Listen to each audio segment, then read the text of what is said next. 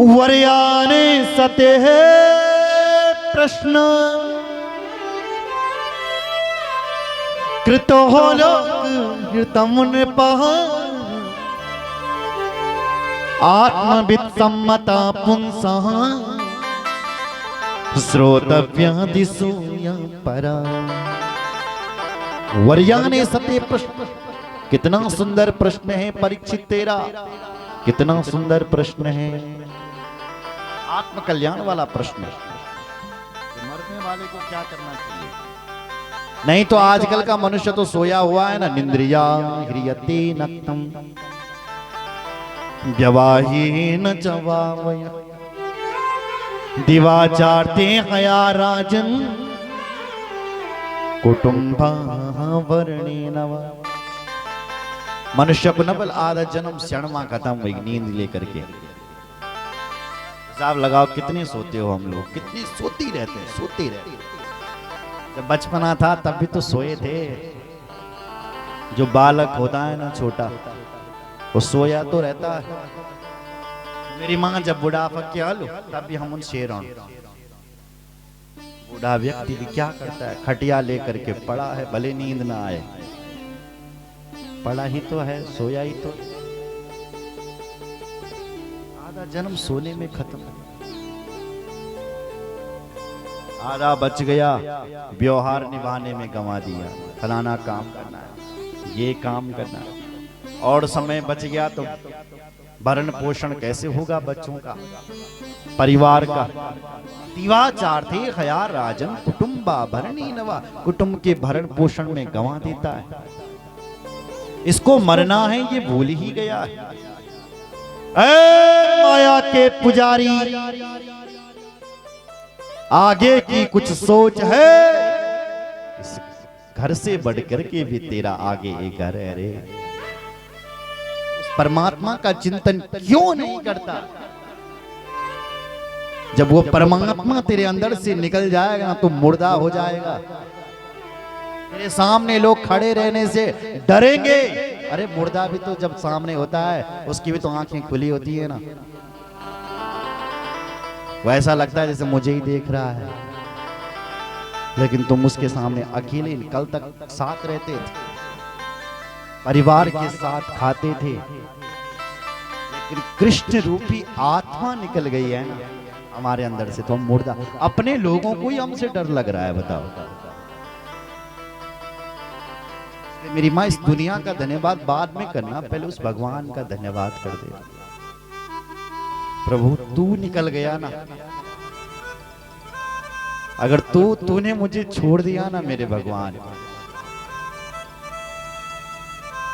तो ये लोग मेरे घर वाले ही लोग मुझसे डरेंगे, टाइम नहीं लगाएंगे मुझे ले जाने में, यहां से जला देंगे मुझे। जिनके लिए मैं इतना कर रहा हूं वही मुझे ले जाएंगे। इसलिए प्रभु जितनी उम्र दी है ना तूने, उतना साथ देना है ना प्रभु मेरा। सोया हुआ है, पता ही नहीं उसको कि मैंने मरना है। हम सब मौत के मुख में हैं। परीक्षित समय निकालो उस परमात्मा के लिए। बहुत अच्छा प्रश्न किया तूने, मरने वाले को क्या करना चाहिए?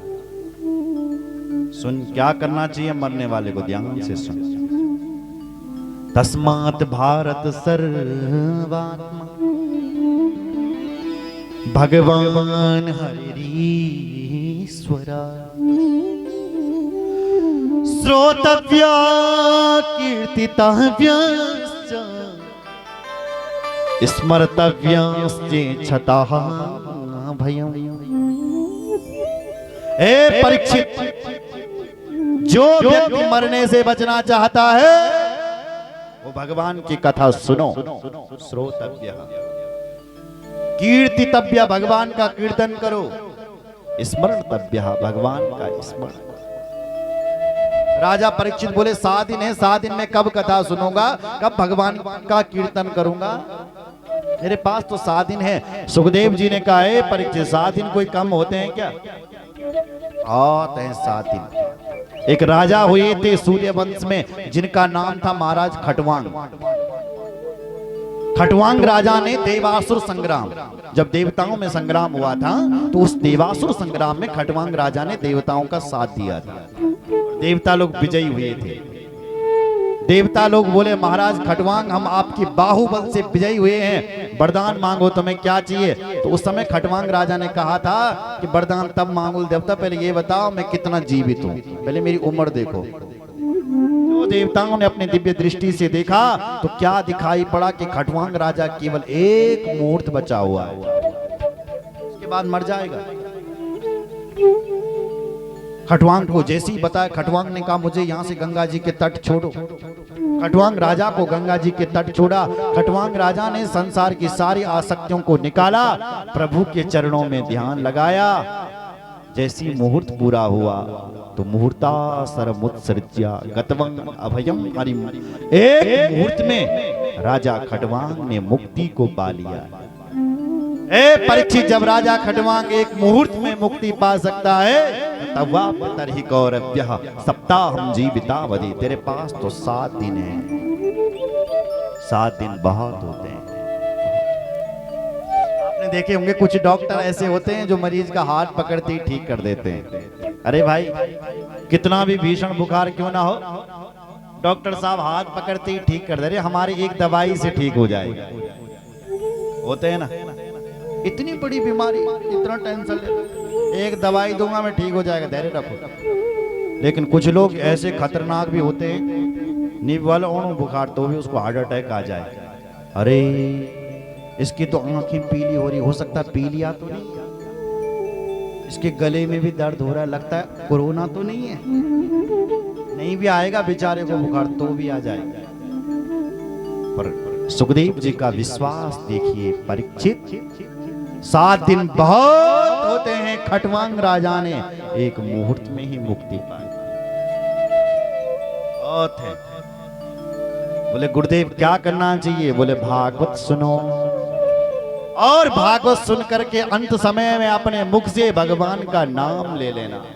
भागवत कौन सुनाएगा? बोले मैं तुम्हें सुनाऊंगा। एतावान सांख्य योगाभ्याम स्वधर्मा परिनिष्ठया जन्म लाभा परा पुंसा अंति नारायण स्मृति। इस भागवत सुन करके अंत समय में तेरे मुख से भगवान का नाम निकल जाए तब तेरी मुक्ति होगी। कि वर्षों से मुनि बैठे हुए, उनके मुख से भी भगवान का नाम नहीं निकलता।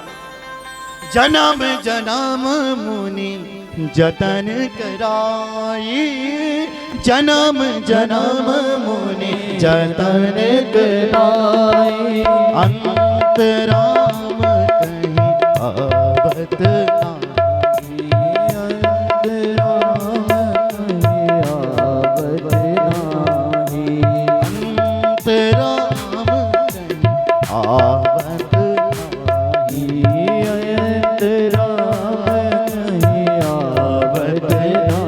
कहीं आवत नाही,